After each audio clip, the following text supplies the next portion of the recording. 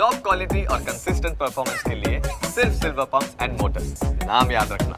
સુરતની શાંતિ દહડનારાઓ આરોપીઓ રિમાન્ડ પર છે। કોર્ટે તમામ આરોપીના 2 દિવસના રિમાન્ડ મંજૂર કર્યા છે। તમામ 27 આરોપીઓ 2 દિવસના રિમાન્ડ પર છે।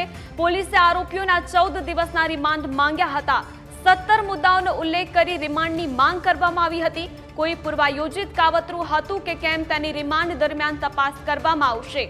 આરોપીઓ બહાર ગામના હોય તેવી શક્યતા અને પોલીસ ચોકી પર આરોપીઓ તેમજ તેમના મળતિયાઓએ પથ્થરમારો કર્યો। ઈંટો અને પથ્થર ક્યાંથી આવ્યા તેની તપાસ જરૂરી છે। તેમજ હથિયારોનો પણ ઉપયોગ થયેલો, તે હથિયાર કોણે પૂરા પાડ્યા અને ક્યાંથી લાવ્યા તેની તપાસ જરૂરી હોવાનું પોલીસે જણાવ્યું હતું। 2.5 કલાક સુધી બંને પક્ષની દલીલ ચાલી હતી।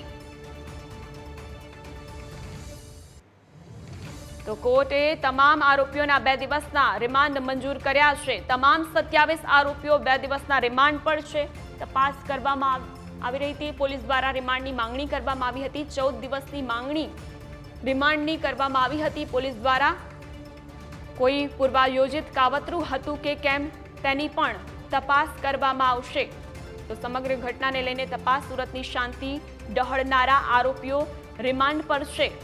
પોલીસ દ્વારા તપાસ કરવામાં આવી રહી છે। કોર્ટે તમામ આરોપીઓના 2 દિવસના રિમાન્ડ મંજૂર કર્યા છે।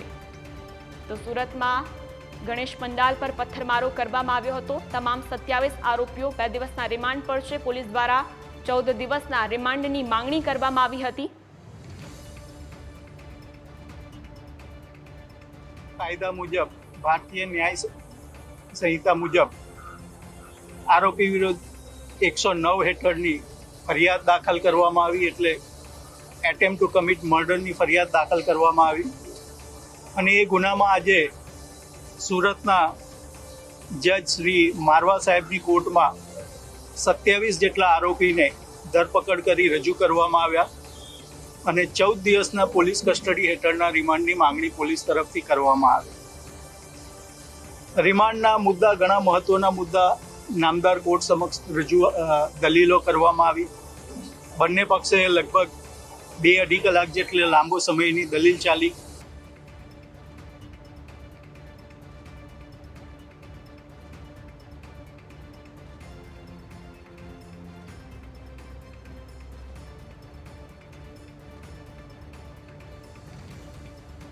તો 2 આરોપીઓ બહાર ગામના હોય તેવી પણ શક્યતા છે। રિમાન્ડના 17 મુદ્દાઓની આપણે વાત કરી રહ્યા છીએ। તો અહીં 3 ગુનામાં રિક્ષામાં આવી 4 પોલીસ, ચોથો મુદ્દો ચોકી પર આરોપીઓ તેમજ તેમના મળતિયાઓએ પથ્થરમારો કર્યો હતો। પોલીસ ચોકી પર આરોપીઓ તેમજ તેમના મળતિયાઓ દ્વારા પથ્થરમારો કરવામાં આવ્યો। ઈંટો અને પથ્થર ક્યાંથી આવ્યા તેની તપાસ કરવામાં આવશે। પોલીસ ચોકી પર અહીં ઈંટો અને પથ્થરમારો પણ કરવામાં આવ્યો હતો। હથિયારોનો પણ ઉપયોગ થયેલો, તો તે ક્યાંથી લાવ્યા તેની તપાસ જરૂરી।